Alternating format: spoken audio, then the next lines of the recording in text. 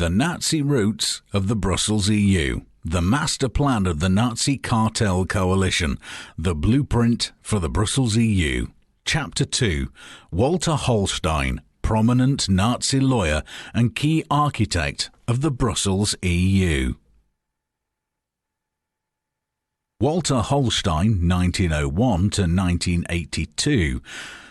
Walter Holstein was a prominent lawyer involved in the legal and administrative planning for the post-World War II Europe under the control of the Nazis and their corporate allies, the oil and drug cartel IG Farben. Holstein represented the new breed of members of the Nazi cartel coalition. He was trained by legal teachers whose primary goal was the sabotage of the Versailles Treaty, defining the reparation payments imposed on Germany after it lost World War I. Early on in his career, Holstein received a special training at the Kaiser Wilhelm Institute in Berlin. This private institute was largely financed by the IG Farben cartel to raise its scientific and legal cadres for the cartel's next attempts at the conquest and control of Europe and the world. While the rule of the Nazis ended in 1945, the rule of their accomplices, the IG Farben cartel, and its successors, Bayer, BASF and Hoist, had just begun. As a strategic part of their plan to launch the third attempt at the conquest of Europe, they placed a mere decade after their previous attempt had failed, one of their own at the helm of the new cartel Politburo in Brussels, one Walter Holstein. This chapter documents that the fundamentally undemocratic construct of today's Brussels EU is no coincidence. Holstein, a prominent Nazi lawyer, an expert in the IG Farben concern, was chosen by these corporate interests to become the first EU Commissioner President with a specific assignment: to model the Brussels EU after the original plans of the Nazi IG Farben coalition to rule Europe through a central cartel office. The goal of the oil and drug interest then and now was the creation of a European cartel office, i.e. the Brussels EU, with a junta of unelected cartel bureaucrats, i.e. the EU Commission, ruling over the people of Europe on behalf of global corporate interests, namely the chemical, oil and drug cartel. No single person had a greater influence than Holstein on the present-day shape of the Brussels EU, and thereby on the cartel's vision for the future of Europe. The facts about Walter Holstein documented in this book will end decades of illiteracy about this founding father of the Brussels EU. By learning the background of this man, the people of Europe and the world will be able to identify the true interests and motives behind the construct of the Brussels EU. So, the key architect of today's Brussels EU. On March 25, 1957, Holstein was made one of 12 founding fathers, the original signatories of the Treaty of Rome, the founding document of the Brussels EU, which he co-authored. On January 7, 1958, Holstein was appointed by the political stakeholders of the oil and drug cartel as the first president of the so-called EU Commission, the highest office of the Brussels Economic Community, the EEC. The key architect of today's Brussels EU. On March 25, 1957, Holstein was made one of 12 founding fathers, the original signatories of the Treaty of Rome, the founding document of the Brussels EU, which he had co-authored. On January 7, 1958, Holstein was appointed by the political stakeholders of the oil and drug cartel as the first president of the so-called EU Commission, the highest office of the European Economic Community, the EEC, and the precursor of the Brussels EU. In 1963, Holstein was appointed for a second 5-year term as president of the EU Commission to cement its grip over Europe. The cartel and its political stakeholders provided Holstein, the first king of modern Europe, with an appropriate castle, the giant Berlaymont Colossus in the centre of Brussels. For 10 full years, from 1958 to 1967, Holstein commanded an army of thousands of bureaucrats outside of any democratic control. With the help of this army of obeying servants, largely paid for by the cartel and its political stakeholders, Holstein modelled the Brussels EU after blueprints designed 2 decades earlier by him and his accomplices for a Europe under Nazi IG Farben control. 51 years later, on December 1st, 2009, the so-called Lisbon Treaty imposed the key elements of Holstein's construct of the Brussels EU, and thereby the core elements of the Nazi cartel master plan upon the people of Europe. Thus, at the beginning of the 21st century, as a direct consequence of historical unawareness, 27 heads of state, by signing the so-called Lisbon Treaty, signed an enabling act. Similar to 1933, they sacrificed democracy and opened the doors for the rule over Europe by the same corporate cartel interests that failed to accomplish this goal during World War II. The political leaders of the 27 European nations who signed the Lisbon Enabling Act failed to ask decisive questions, like who conceived the undemocratic structure of the Brussels EU? Where did the blueprint of the construct of the Brussels EU come from? The new plan of the cartel to take control of Europe was simple. Appoint a king, endow him with a castle, and thousands of servile bureaucrats to rule, and deceptively portray this construct to the people as a symbol of democracy. But now that this fraud is exposed in this book, it can no longer be executed. Before and during World War II, Holstein was a member of official Nazi organizations. As part of building their dictatorship and preparations for World War II, the Nazi IG Farben coalition took care of the ideological alignment of all key sectors of society under their rule. One of the most important sectors was the legal profession, which was used to provide the dictatorship with its legal fig leaf in 1933. Immediately after seizing power, the BNSDJ, the Association of National Socialist German Lawyers, was founded. In 1936, the organization was converted to the notorious Nazi Association of Law Protectors. Law Protector was the Nazi code language for systematically destroying the democratic legal system and replacing it with Nazi, fascist, dictatorial law. Holstein was a member of both the BNSDJ and the infamous Nazi Reichswahre organization. Membership of this organization was restricted to those individuals showing uncompromising support for and participation in the implementation of Nazi ideology and planning for the conquest of the world by the Nazi IG Farben coalition. An English translation of a letter from Professor Holstein, Rostock, September 30th, 1935. To the representative of the government at the University, Rostock. In reference to my oath of office, I declare, in the post-war time, I was a member of the following organizations. During my time as assistant lawyer, I belonged to the Referenda Association of the Reich. As professor, I belonged to the Association of German Universities of the Reich. Today, I am a member of the Association of National Socialist German Law Professionals, the BNSDJ, and the National Socialist Teachers Association, the NSLB. Holstein, protector of the Nazi laws. The Association of Nazi Law Protectors was one of the pillars of the Nazi terror regime. The functions and responsibilities of the members of the Protectors of the Law were defined in the official proceedings of the NS Law Protectors Association, Volume 5, 1938, as documented here in an English translation. The National Socialist Alliance for the Protectors of the Law. The National Socialist Alliance of the Protectors of the Law.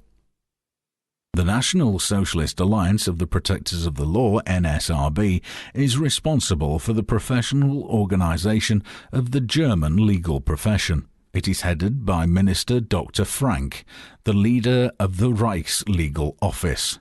Through its leading positions, the NSRB is being connected to the central offices of the Reichslegal Office of the NSDAP.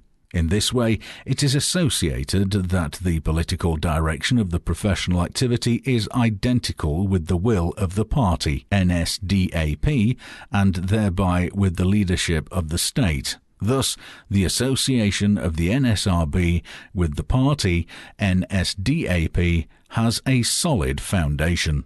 Holstein's pledge under oath of his reliable support for the Nazi ideology and goals greatly furthered his academic career. On May 18, 1936, merely 8 months after his oath of Nazi allegiance, Holstein was appointed Dean of the Faculty of Law and Economics at the Rostock University in Germany. And here is an English translation of that appointment. The Chancellor of the University of Rostock, Rostock, May 18, 1936. Based on the authority bestowed on me by the Reichsministry of Education, I am hereby appointing you to the position of Dean of the Faculty of Law and Economics. I am asking you to inform me whom you appointed as your deputy. Heil Hitler, the Chancellor. Hermann Professor Dr. Holstein. Here at Rostock. After the 1945 defeat of the Nazis, Holstein suffered acute memory loss. After the defeat of the Nazi IG Farben's attempt at world conquest, one of the first tasks for mankind was to make sure that the responsible criminals were punished and could never again commit such crimes against humanity. Among others, the Allies interrogated the bearers of German public offices, including university staff, about their Nazi past. Included is a facsimile of Walter Holstein's official 1945 interrogation sheet. This document, entitled Personal Questionnaire for University Officials, was personally filled out by Holstein in his own handwriting. In this official questionnaire, Holstein blatantly denied having had any involvement with the Nazi regime, other than being a mere bystander. In contradiction to his public record, including his sworn Nazi allegiance from 1936, he denied ever having been a member of any Nazi organization or a promoter of their ideology. Holstein's barefaced lies about his Nazi past in official records constitute perjury. For a few decades, it seems, he got away with it. In 1957, the Nazi legal front soldier, Holstein's self-portrait in 1939, would be appointed to coordinate the cartel's next attempt to conquer Europe by means of a new central cartel office, the Brussels EU. Now, half a century later, the fairy tale of Holstein as a founding father of a democratic Europe collapses, and with it, the cornerstone of the entire Brussels EU construct. This is an English translation of Holstein's official 1945 interrogation testimony given under oath as part of the Allied denazification program. Name, Holstein. Age, 44. Profession, lawyer. From 1933, have you been a member of a political organisation within the university? Answer, no. Since 1933, have you given any speeches publicly or outside your academic work, e.g. radio, army, Nazi training administrations? Answer, no. According to your best judgment, did you ever contribute to A. Spread Nazi or similar racial ideas, including racial teaching and racial hatred? Answer, no. B. Spread fascist and anti-democratic ideas? Answer, no. C. Instigate hostility or contemptuousness against the United Nations of the world? Answer, no. D. Spread militaristic, including Greater German and German imperialistic ideas? Answers, no. Holstein.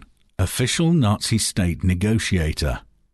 In May 1938, with the Nazis' power firmly consolidated in Germany, Hitler pays an official state visit to Italy, the other fascist nation in Europe. Little more than 1 year before the Nazi IG Farben coalition would launch World War II, Hitler and Mussolini initiated planning for a Europe under their control. This official Nazi state visit marks the beginning of close preparations for World War II in key areas, including the implementation of dictatorial laws across Europe, between the fascist governments of Germany and Italy. To the effect, a binational commission was established with the name Working Group of German-Italian Legal Relations. The primary goal of this group was to create the legal basis for the rule of the fascist IG Farben coalition over Europe, to take effect once Germany and Italy had militarily subjugated the rest of the continent. Priority topics discussed were protection of intellectual property, i.e. the extension of patents, particularly from the IG Farben cartel across Europe, and protection of the race, the code word for cementing the Aryan race as the rulers of the world. Only a few weeks after Hitler's 1938 visit, the first meeting of this group of fascist Nazi lawyers took place in Rome.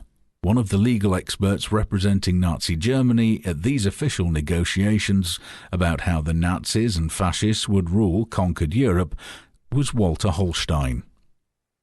From June 21st to 25th, 1938, Holstein represented the Nazi government during state negotiations with fascist Italy about the legal framework for a Europe-wide dictatorship under the control of Nazi IG Farben cartel coalition.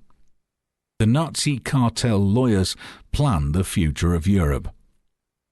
After the second meeting of these official negotiations in the spring of 1939, some of the results were made public. Here's an English translation. The Working Group of German-Italian Legal Relations at a meeting in Vienna, March 6 to 11th, 1939, has passed the following principles. Each people, as a living community, has to solve the race issue in accordance with its spiritual and racial characteristics. On this basis, National Socialism and Fascism are both claiming the right to defend the European culture and to perfect it. The legal order of the dictatorial state has the task to protect the integrity, the health, and the racial health of its people. It is the task of National Socialism and Fascism to continuously strengthen the racial awareness by profound spiritual and moral education. The race has to be particularly protected from the Jewish race by eliminating it from society for all time in order to prevent the Jewish race from exerting any influence whatsoever on the life of the two nations. The universal and cosmopolitan ideologies of world conquest by the Jewish race are being opposed by the unequivocal principles of the German and Italian people as determined by the Nuremberg laws of September 15, 1935, and by decisions by the fascist Greater Council of October 6, 1938. Thus, by summer 1938, Walter Holstein had become not only a functionary of the Nazi regime, participating in high-level international negotiations between two fascist states, Germany and Italy. In fact, he became a key legal and political strategist for the plans of the Nazi cartel coalition to establish the dictatorial framework for a Europe under the control of the cartel. Holstein, architect of a new Europe. The city of Rome played a specific role in the European history of the 20th century. In June 1938, this city hosted an international conference of legal and political stakeholders of the cartel. Under the deceptive cover of a legal working group, they met to lay the foundation of the dictatorial framework of Europe under cartel control. The significance of this working group was underscored by the resolutions passed as well as by the list of attendees. Holstein's group of cartel technocrats was joined by some of the high state officials, including Nazi minister Hans Frank, who was sentenced to death for his war crimes in 1947, and encouraged by greetings conveyed from Hitler and Mussolini. In 1945, the cartel planning for the conquest of Europe realized that the Nazi fascist military puppets had lost the war, but for the cartel interests, this defeat was little more than a hiccup.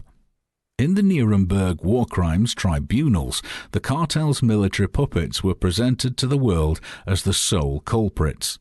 In contrast, Holstein and the other legal and political experts for the cartel's conquest plans were deceptively presented to an unknown public as the democratic founding fathers of a new Europe, with its headquarters in Brussels.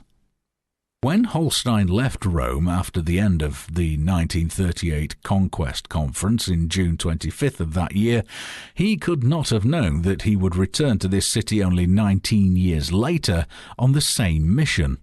On May 25th, 1957, he signed the Treaties of Rome, which he'd prepared as a key legal architect.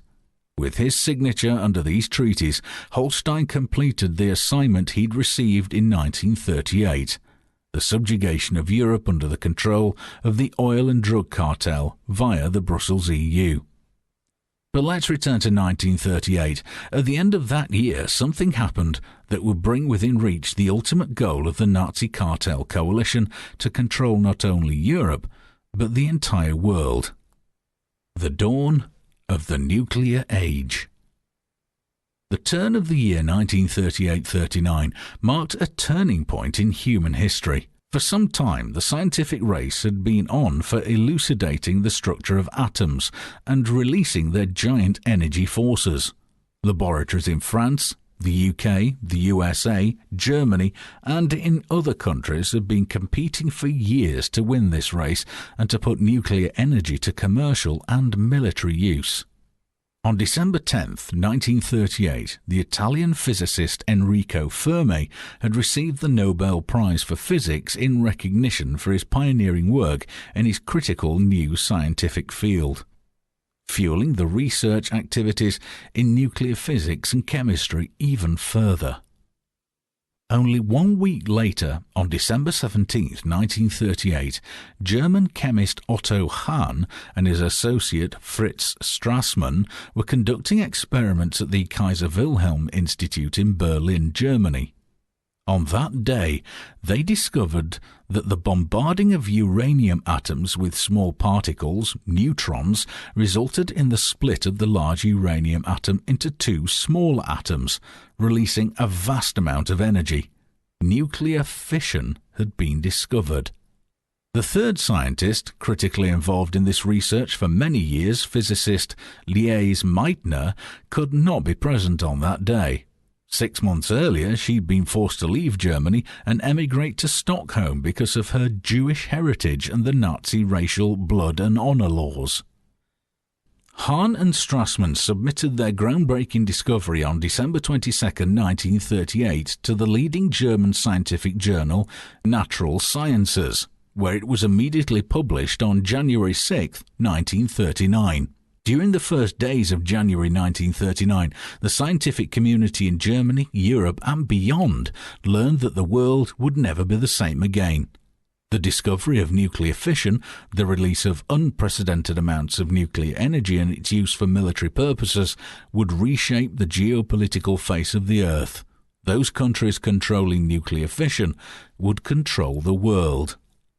The beginning of the nuclear age was recognized around the world. By early January 1939, the scientific world had learned about the dawn of the nuclear age, but what about politicians, lawmakers, the media and the public at large? Did they realize the dramatic consequences of the splitting of the uranium atom would have upon world affairs? They did. Nothing illustrates this fact better than the detailed report about this discovery published on January 30th, 1939 in the New York Times By that day, not even 4 weeks after the first publication in a scientific journal, the experimental results of Hahn's team had already been confirmed by Columbia University in New York and other research institutes. The New York Times, a newspaper generally not known for exaggerations, described the discoveries as epoch-making. The report leaves no doubt about the potential military significance of this discovery. Quote, "The splitting of the uranium atom into 2 parts, each consisting of a gigantic atomic cannonball of the tremendous energy of 100 million electron volts, is the greatest amount of atomic energy so far liberated by man on Earth." End quote. The detailed description of the generation of 2 neutron cannonballs from each split uranium atom immediately implied the principle of a chain reaction, even to the general readership of the New York Times. The article correctly describes that critical steps in this research had been conducted by Otto Hahn and Lise Meitner at the Kaiser Wilhelm Institute in Berlin.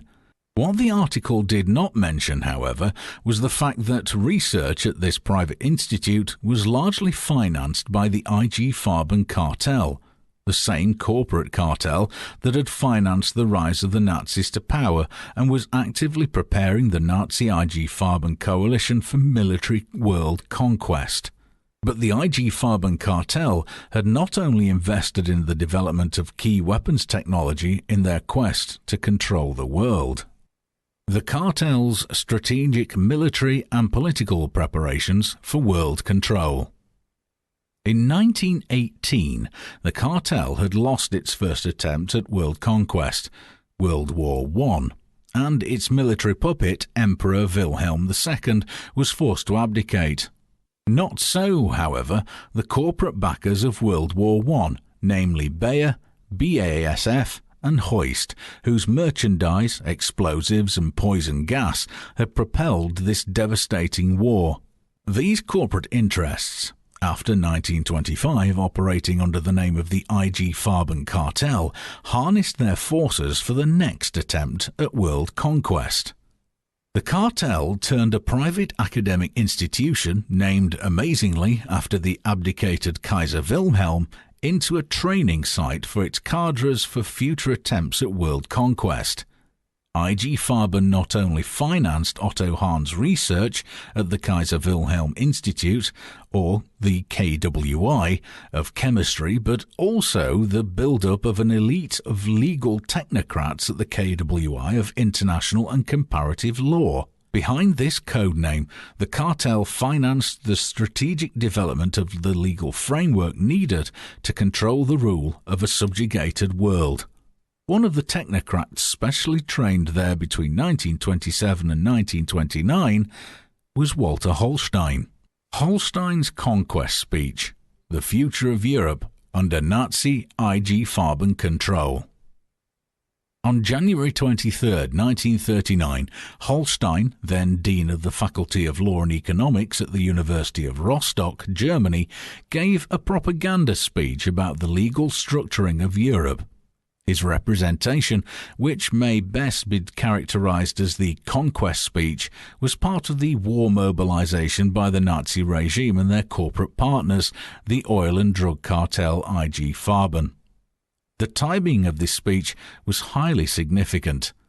Only 10 months prior, on March 12, 1938, the Nazis had annexed Austria. On October 10, 1938, only 3 months prior to Holstein's speech, the Nazis also annexed the Czech territory of Sudetenland, Bohemia and Moravia by threatening war if their territorial claim was not fulfilled. At an international conference in Munich on September 29th and 30th, 1938, Hitler had assured the world that with the annexation of the Sudetenland, his territorial claims would be satisfied. Nothing could be further from the truth. Most importantly, the dawn of the nuclear age and their perceived monopoly of this technology encouraged the Nazis to accelerate their plans for world conquest. Holstein's conquest speech leaves no doubt that he knew about and fully supported the subjugation of Europe and later the entire world under the complete economic, political and judicial control of the Nazi IG Farben coalition. In his speech, he specifically describes the planning conquest of Europe by the Wehrmacht and the subjugation of Europe as an economic event of sheer unimaginable consequences. This speech, of course, reflects the dilemma the Nazis faced in January of 1939, only 7 months before the launch of World War II. While Holstein and other Nazi propagandists had to prepare and motivate the German elite for a full-scale world war, they could not yet openly talk about their war plans in public.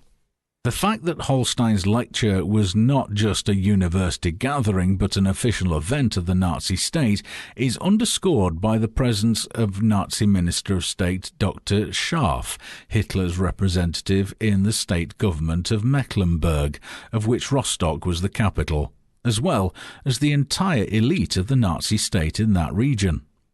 Included in the book is an article of the official Nazi newspaper, the Lower German Observer, published the next day, January 24, 1939, and it documents Holstein's lecture and the state events surrounding it. A translation of the newspaper article is documented here. Greater Germany as legal entity. Lecture evening of the University of Rostock, 24th of January. Last night a lecture evening took place at the Mein Olex Keller. Professor Dr. Ruchholt, Dean of the University, had issued the invitation. In his opening speech he welcomed Minister of the State Dr. Scharf, representatives of the party and its organizations, of the Wehrmacht, the Nazi trade union, the city of Rostock, as well as representatives of the business sector and the student body. Ruchholt expressed the hope of the university that the evening may contribute to the public's trust and understanding in it, for, even though it is an old establishment looking back on a long history and old tradition, it is not far from everyday life. The Führer's great appreciation of the German universities as the supporters of a valuable tradition could be seen from the fact that during the cultural conference, the headmasters attending the Nuremberg rally in 1938 in their historic vestments, said Ruchholt. The speaker for the evening was Dr. Holstein, Professor of Law, who has gained considerable experience in European legal policies with his comparative research. He discussed the issues of the legal link-up of the Ostmark and the Sudetenland. Professor Dr. Holstein's profound statements were received with much applause. A social get-together rounded off the evening. Holstein and Nazi Newspeak. Throughout this chapter, the term Nazi cartel coalition will be used to describe the horrifying marriage that took place between the oil and drug cartel IG Farben and their Nazi henchmen, who together had the goal of conquering and controlling the world. The term coalition and even marriage was used during the Nuremberg War Crimes Tribunals to characterize the relationship between the oil and drug cartel and the Nazis in preparing for the launch of World War II. Walter Holstein's conquest speech given on January 23, 1939, was part of the Nazi cartel's comprehensive mobilization campaign towards World War II. To hide their aggressive war plans, and in order to keep the element of surprise, the Nazi cartel coalition perfected the strategy of deception.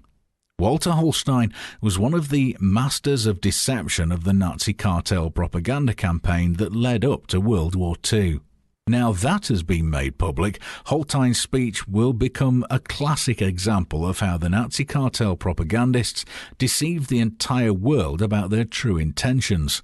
Holstein's conquest speech will be studied by generations of students of history, politics, law, and other disciplines.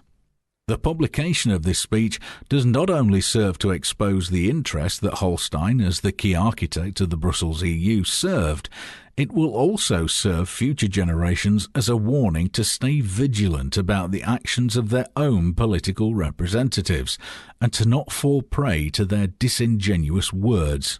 As part of their camouflaged mobilization for World War II, Holstein and other propagandists of the Nazi cartel coalition systematically redefined the meaning of certain words. Dark suit or Nazi uniform. Even several weeks before Holstein's lecture, the Chancellor of Rostock University left no doubt that the Holstein Lecture was an official event organized by the university for the Nazi state. Here's an English translation of an invitation and circular number 1/39. I'm inviting the Herren Korrigan, all professors and assistant teaching staff of the university, to the Mann-Olix-Keller, Dubungstrasse 21 on Monday, January 23, 1939 at 20:30 hours for the lecture of Herr Colleague Holstein on the topic of the legal entity of Greater Germany, with the request to stay for the subsequent beer evening. I'm expecting the attendance of all colleagues on that evening, and I would be grateful if you would arrive at the latest at 20:15 hours to welcome guests.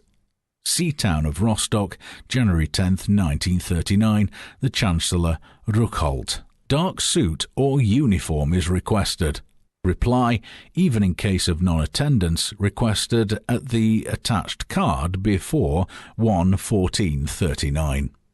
The following are some examples of the Nazi cartel propaganda terminology used by Holstein, a master of deception, throughout his conquest speech. Greater Germany, or Große Deutschland, the code word for Europe under the control of the Nazi cartel coalition.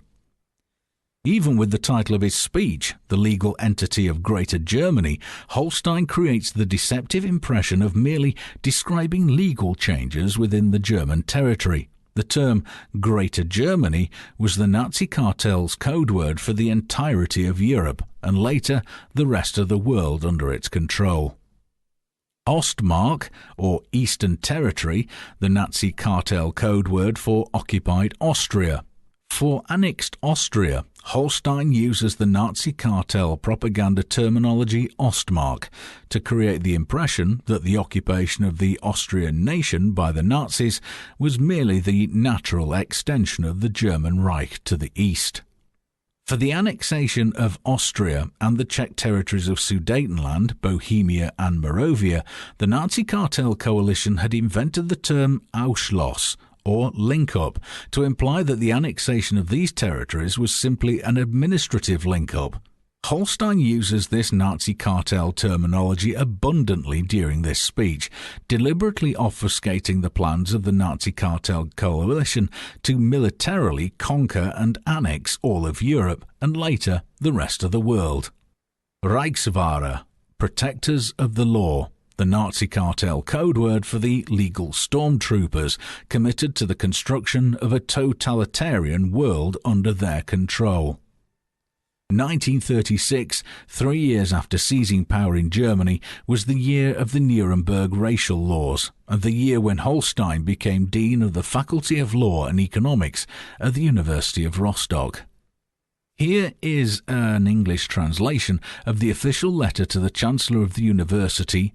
Holstein describes himself as an expert in the European legal order and particularly familiar with the goals of the Third Reich. Professor Dr. Jur Walter Holstein, Seatown of Rostock, January 23, 1939. Dear Chancellor, tonight a scholar will take the floor on the topic of the legal unity of Greater Germany, whose scientific work, on the one hand, was focused on the comparative research of European legal systems. On the other hand, he is, through the intensive participation in the Academy of German Law, particularly familiar with the legal political goals of the Third Reich. Thus, he, Holstein is talking about himself here, seems to be called upon to make a statement from the position of legal science, i.e. the framework of the laws about the melting of the new German territories with old Germany. Heil Hitler, sincerely devoted to your magnificence. 1936, was also the year when the Nazi cartel coalition started their 4-year plan to prepare for World War II and the military conquest of the world. German lawyers were part of this preparation. The Association of Nazi German Lawyers was organized into the Nazi Reichswahrer Bund, the NSRB, the official Nazi organization of the protectors of the law. The decision to organize major parts of the legal profession in Nazi Germany under the propaganda term protectors of the law reflects the significance placed by the Nazi IG Farben coalition on this profession. These legal stormtroopers were essential for cementing the dictatorship in Germany and later for extending this dictatorship to the rest of Europe. By branding the entire legal protection as protectors of the law, the Nazis created one of the most impressive examples of their deceptive propaganda. These protectors of the law would of course not protect the democratic laws. To the contrary, they were committed to systematically destroying them. These protectors of law were fanatic architects of a world under the control of the Nazi IG Farben coalition. The only laws they were sworn to protect were the dictatorial laws cementing the rule of the Nazi cartel coalition over the world in a 1,000-year Reich. Walter Holstein was a member of this notorious organization of protectors of the law. The Nazi cartel propaganda technique of reversing the facts and using deceptive language for propaganda purposes, perfectly exemplified by Holstein in his conquest speech, would, 15 years later, be described as Newspeak by George Orwell in his novel 1984. The following translation of Holstein's conquest speech is based on his original manuscript. Considering the fanatical nature of Holstein's speech, some of the readers and listeners to this book may no doubt question the authenticity of this text. To this effect, to lay no doubts to rest, it's been published.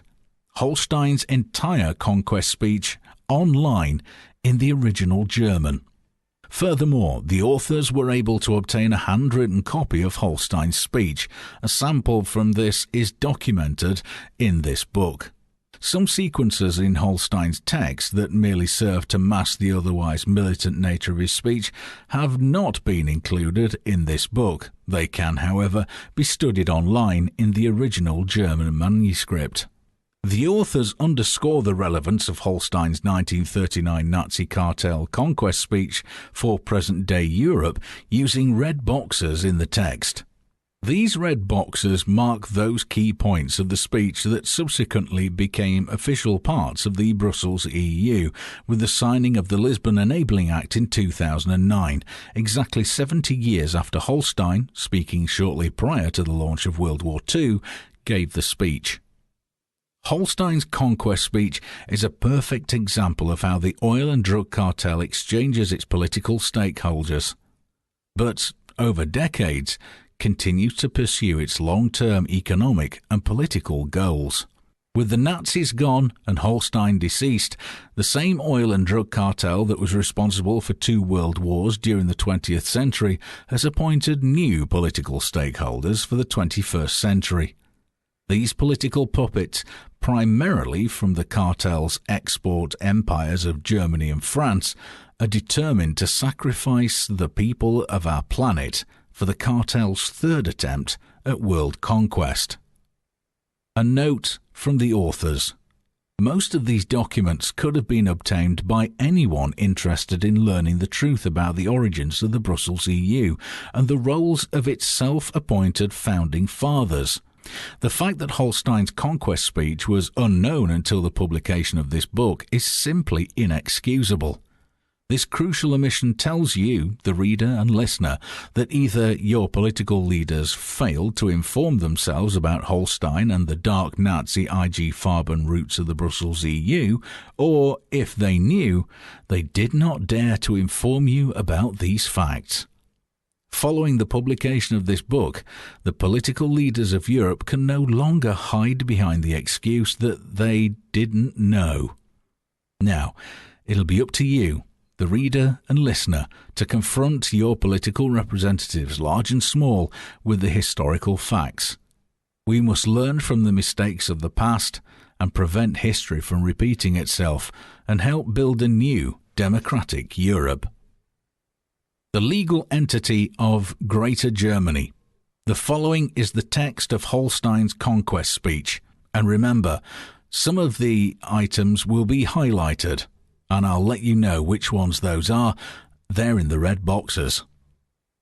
I will now quote directly from Walter Holstein's 1939 conquest speech.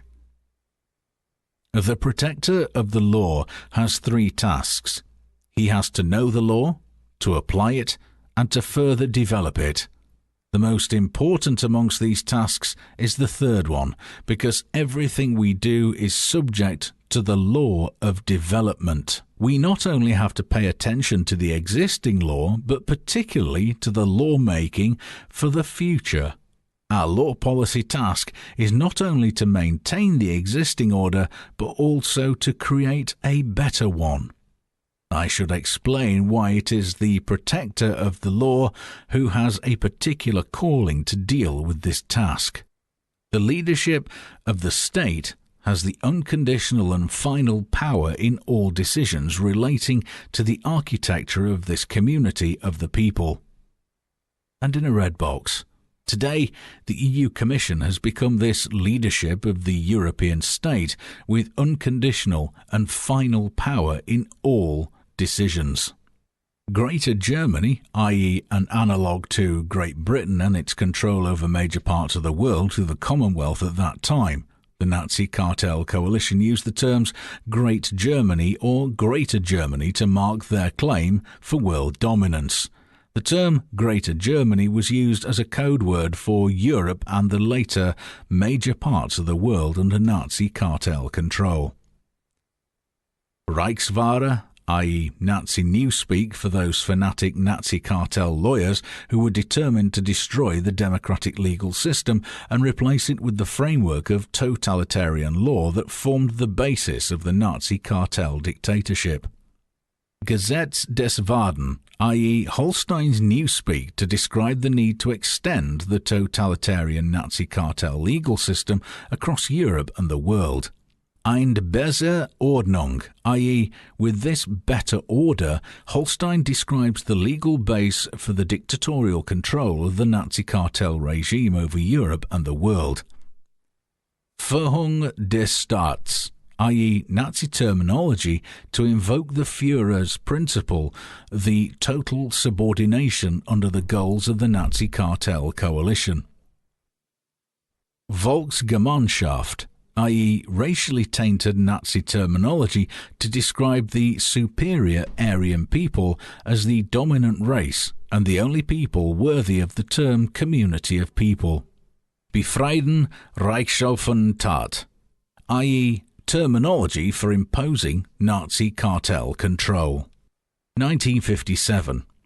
Merely 18 years after his conquest speech, Holstein incorporated this leadership principle into the Treaties of Rome, the founding documents of the Brussels EU. The EU Commission, bureaucrats appointed on behalf of the cartel, became the new dictatorial leadership of the European cartel state with unconditional and final power in all decisions relating to the architecture of this European community. In 2009, 27 European political leaders passed the Lisbon Enabling Act, thereby completing Holstein's conquest plans 70 years after his 1939 speech, and advanced the cartel's third attempt at the conquest of Europe. Back to Holstein's 1939 speech. Does the leadership of the state need lawyers to fulfill its political task? The individual lawyer may wish to see it that way from a professional and psychological point of view, which is understandable. Lawyers are legally busy for their entire life, regulating and controlling the traffic of the community inside a preserve tightly confined by thousands of legal paragraphs, occupied with daily concerns such as mending the fences and cleaning the trenches. Thus, lawyers will strongly feel the temptation deriving from the liberating act of law crafting, this masculine challenge that characterizes every advance into unknown territories. They will gratefully welcome the opportunity to either become part of a tremendous large-scale planning effort or just take care of a modest legal garden left for their care. However, the reason for the responsibility of the protector of the law for this architectural role derives from the necessities and needs of the community. Creating this new law policy requires the support of those lawyers who command the field of law, who know the legislation and the rules of lawmaking. For it is obvious that one needs to know the good in order to be able to find the better. I am convinced, however, that the justification of this calling to craft new legislation has to be founded even deeper. I think it has to come from the very nature of the order given by the people to the protector of the law. Burning questions about Walter Holstein. Question 1. How did Holstein escape the Allied denazification, and why was he not put on trial at the Nuremberg war crimes tribunals like other Nazi cartel lawyers? Answer. Holstein lied to the Allies about his affiliation with Nazi organization. His conquest speech and other incriminating documents were deliberately omitted by Holstein in his official report to the Allies. To deceive them, he even presented himself as a mere bystander or even a victim of the Nazi regime. Back to Holstein's speech in 1939.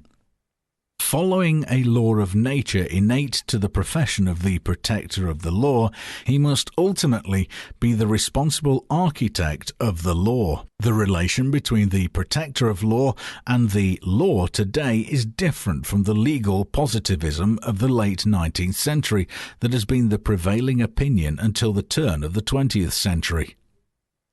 The creation of new law is solely the task of the legislators, and the role of the judge is confined to the interrogation, the submission of the facts of life under those facts determined by law. And in red box, the author's note, in 1957, Holstein incorporated exactly this principle, the exclusive right for the creation of new law as a monopoly of the new legislators of the EU Commission in the Treaties of Rome.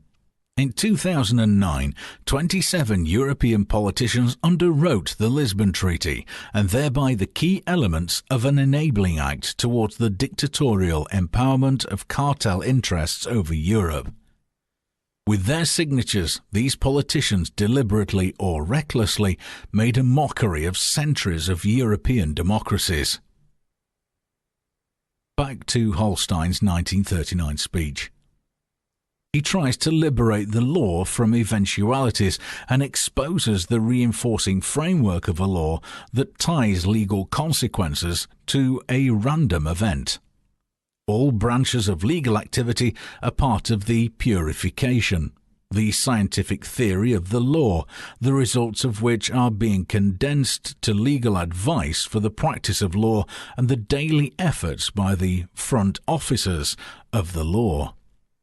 Holstein had an internal support team for the conquest of Europe via the Brussels EU. Konrad Adenauer, Chancellor of West Germany, and Hermann Josef Abs, CEO of Deutsche Bank and object of war crimes investigations, Hans Glock, head of Adenauer's Chancellery, number 101 on the Allied list of most wanted war criminals, and Fritz Termeyer, director of Bayer IG Farben, sentenced to prison in Nuremberg for his war crimes by 1956, reinstated as chairman of Bayer. Back to Holstein's speech. Those lawyers who became advocates of the insulted consciousness for the law, as well as the judge who, with the verdict, brings final validity of the instructions of the law. All these elements develop the law in a meticulous conscious effect that requires the daily awareness of the people's consciousness of the law. The true nature of the legal constitution of a people can only be recognized by those observers who do not only stare at the laws but take into consideration the lively synergy of all these forces together. This extensively practiced art has to be used when a general overhaul of an entire legal system is due that extends the possibilities of daily corrections. This is even more true when a complete overturn of a legal system of revolutionary proportions calls for the use of all available forces. Today, we see the entity of the protectors of law. The authors have added, in 1957, Holstein incorporated the strategic legal tools for the complete overturn of the legal system of revolutionary proportions across Europe into the Treaties of Rome and founding documents of the Brussels EU. In 2009, 27 European political leaders enacted this complete overturn of legal systems of European nations on behalf of the cartel by signing the Enabling Act of Lisbon. Holstein's external support team for the conquest of Europe via the Brussels EU. Holstein's operatives from Germany's Foreign Office. Many officials and ambassadors of the post-World War II West German Ministry of Foreign Affairs had been members of the Nazi Foreign Ministry under Ribbentrop. They were decorated agents of the Nazi cartel coalition's conquest of Europe during World War II. During the 1950s, the founding years of the Brussels EU, these legal and political moles became the cartel's operative agents in the countries of Europe. They were commissioned to prepare the cartel's next takeover plan via the Brussels EU. Holstein's right-hand man in Brussels. Karl F. Ophüls, Nazi Party member from 1933 to 1945, membership number 2399061. During World War II, Ophüls functioned as leading German legal patent expert, including thousands of IG Farben patents. After World War II, appointed by Holstein as his right-hand man and ambassador of Germany in Brussels. Back to Holstein's speech. The entire legal profession, if you want, participating in the giant task of the people's renovation of the law. The truth is that no law comprises the full magnitude of life, and that every formulation of legal facts can only be an attempt to highlight the typical elements of a decision. Thus, it has been known since ancient times the logic of the lawyer is necessarily analogous. The most outstanding characteristic of today's state of the law will forever be the total policy of the law. This means an unprecedented wide and deep renovation of the antiquated legal system to its remotest corners. The result of this renewal will characterize the cultural face of the new era. The authors have added, in 1957, Holstein laid the legal groundwork for the establishment of this unprecedented wide and deep renovation of the antiquated, democratic national legal systems in the Treaties of Rome. The foundation of the Brussels EU thereby subjugated the people of Europe to the remotest corners under the rule of the cartel. In 2009, by signing the Lisbon Enabling Act, 27 European politicians enacted this total policy of cartel law that threatens the subjugation of the people of Europe under the reign of the cartel for generations. 1951 and the European coal and steel community, building the cartel's dictatorship in small steps. On April 18, 1951, the first precursor treaty of the Brussels EU was signed on paper. The treaty created a common market for coal and steel in Central Europe. In reality, however, it was the cartel's first step towards the next takeover attempt of Europe. Even though the signing ceremony was held on French territory, the treaty itself was largely influenced by Holstein and his legal team, and it carries the distinct language of the cartel. Article 9, which is included here, of the European Coal and Steel Community Treaty creates the precursor of the European Commission with all its dictatorial characteristics. It creates a body that operates superinternationally and exploitedly independent from democratically elected governments, all hallmarks of a dictatorial rule. Article 9. The members of the High Authority shall, in the general interest of the community, be completely independent in the performance of their duties. In the performance of these duties, they shall neither seek nor take instructions from any government nor from any other body. They shall refrain from any action incompatible with the supranational character of their duties. Each member state undertakes to respect this supranational character and not to seek to influence the members of the High Authority in the performance of their task. Back to Holstein's speech. In the past, this process was an event within conventional borders. The authors add, in 1957, 18 years after Holstein had publicly announced the plans of the Nazi cartel coalition for a post-World War II Europe under its control, this political stakeholder of the cartel got a second chance for the renewal of Europe that would change the cultural face of the continent with the treaties of Rome. Holstein laid the foundations of the Brussels EU under the rule of the cartel. 2009, 7 decades after Holstein's conquest speech, 27 European politicians inaugurated this new era under the control of the oil and drug cartel for millions of Europeans by signing the Lisbon Enabling Act.